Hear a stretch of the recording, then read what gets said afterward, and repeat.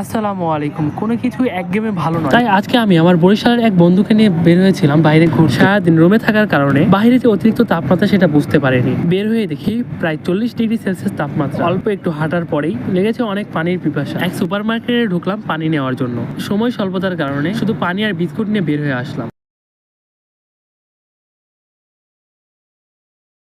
বাইরে এসে হলো এক বিপত্তি। আমার হাতে পানি ধরিয়ে দিয়ে সে বিস্কুট খাওয়া শুরু করে দিয়েছে। তার কাছে চাইলে বিস্কুট সে এদিক ওদিক এনে বিনে ঘোরাফেরা করে, তবু আমায় বেশ কিছুক্ষণ পর একটি বিস্কুট দেয়, কিন্তু ভিডিও করার কারণে হাত থেকে পড়ে যায়। আমিও সেই নাসর বান্দার মতো তার কাছে বিস্কুট নেওয়ার জন্য আবার উঠে পড়ে লাগলাম। এই দুনিয়ার যা কিছু হয়ে যাক না কেন, বিরল রোগে আক্রান্ত বন্ধুগুলো কখনোই তাদের খাবারের ভাগটা দিবে না। এই বরিশালের কাছ থেকে বিস্কুট নেওয়ার পরে মনে হলো আমি কোনো এক রাজ্য জয় করে নিয়েছি। তার কাছ থেকে খাবার নেওয়ার আর একটা রাজ্য জয় করা দুটোই সমান। বিস্কুট নিয়ে তার সাথে মারামারি ধাক্কা থেকে করার কারণে বিস্কুটগুলো গেছে ভেঙে। কিছু বিস্কুট খেয়ে আমি তার কাছে সহজ সরল মনে এগিয়ে দিলাম যে তুই কিছু খা, কিন্তু সে অভিমান করে বললো আমি খাবো না। আমিও কি এমন বান্দা যে সে একবার মানা করেছে তারপর আমি তাকে আবার যাচ্বো? বন্ধু, তুই মানুষ চিনলে ভুল করলি। খাওয়া নিয়ে আমার কাছে কোনো কম্প্রোমাইজ নাই। প্রায় 40 ডিগ্রি সেলসিয়াস তাপমাত্রায় দাঁড়িয়ে থেকে বিস্কুট আর পানি খাইলাম। সঙ্গে কিছু পাকিস্তানি এবং বাঙালি তাদের ক্রিকেট খেলার ম্যাচটা উপভোগ। পুরো সপ্তাহ ডিউটি করার পরে একদিন ছুটি মিলছে, আর এই দিনই খেলছে তারা ক্রিকেট।